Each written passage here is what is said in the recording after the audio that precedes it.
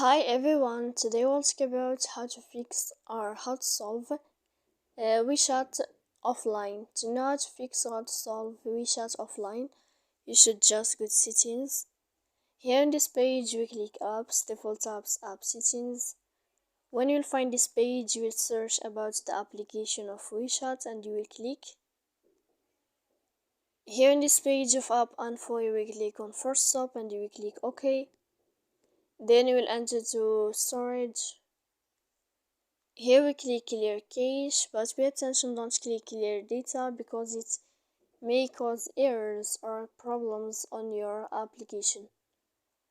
So if it's not working with you, you can go to your app and you can to your app on the Play Store and you can update your application. So please don't forget to support us by like and subscribe. See you next time in another video.